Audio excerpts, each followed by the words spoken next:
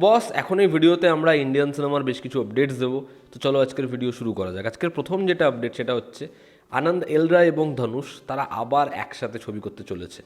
তবে এটা রাঞ্জনা ইউনিভার্সের আর পার্ট নয়, এটা তেরে ইশকমের সিকুয়াল বা কোনো গল্প যেটা রাঞ্জনার সাথে কানেক্টেড ওরকম কিছু না।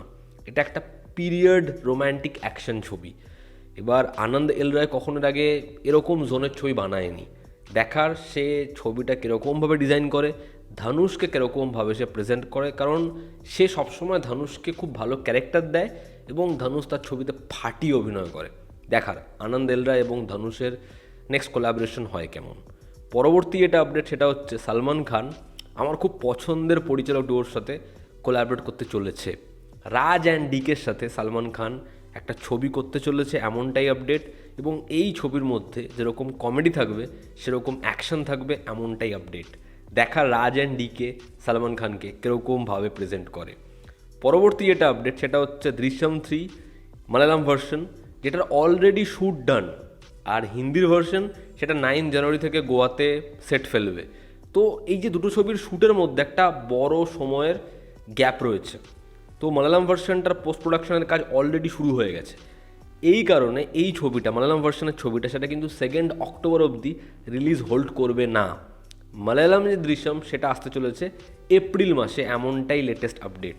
এবার দেখার যখন এই ছবিটা সিনেমা হলে মুক্তি পায় তখন কি হিন্দি ডাব ভার্সন অ্যাভেলেবেল হয়, না সেটা স্ট্রিক্টলি মালায়ালাম ভার্সনেই আসে, দেখার সেটা। পরবর্তী এটা আপডেট সেটা হচ্ছে লোকা চ্যাপ্টার 2 নিয়ে। লোকা চ্যাপ্টার 2তে থবেনো থমাসের যে ক্যারেক্টার তার ওপর বেস করে গল্পটা এবার জায়গা পাবে, তার ক্যারেক্টারটাকে স্পেস দেওয়া হবে। এখানে দুলকারের ক্যারেক্টারটাও খুব ইম্পর্ট্যান্ট একটা ক্যারেক্টার প্লে করবে, তবে এই চ্যাপ্টারের নায়ক হচ্ছে থবেনো থমাসের ক্যারেক্টার। এবার লোকা চ্যাপ্টার 2 ফ্লোরে যাবে 2026-এর এন্ড থেকে, এবং এই ছবিটার রিলিজ ডেট তারা প্ল্যান করে এগোচ্ছে 2027-এর পুনমের সময়। দেখার এই ছবিটা যখন বক্স অফিসে আসে এবার কি রেকর্ড বানায় লোকা চ্যাপ্টার 2।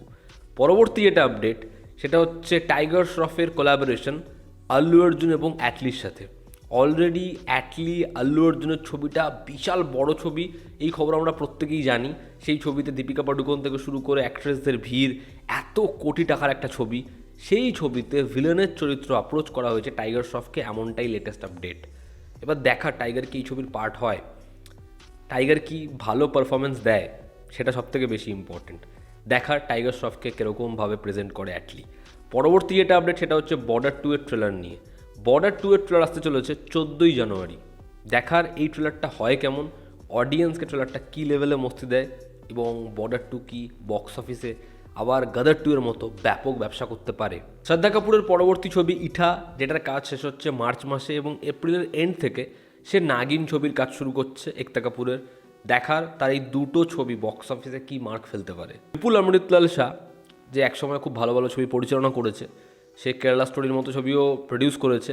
সে কেরালা স্টোরির সিকুয়েল নিয়ে আসছে বিয়ন্ড দ্য কেরালা স্টোরি, যেই ছবিটা রিলিজ করার প্ল্যান তারা করছে 2027-এর ফেব্রুয়ারি মাসে। দেখার এই ছবিটা কীরকম ব্যবসা করে, ছবিটা হয় কেমন। পরবর্তী যেটা আপডেট সেটা হচ্ছে রাজা সাহেব ছবিতে কিছু ব্লাড পাথের সিন, সেগুলোতে সেন্সর বোর্ড কাঁচি বসাতে চলেছে।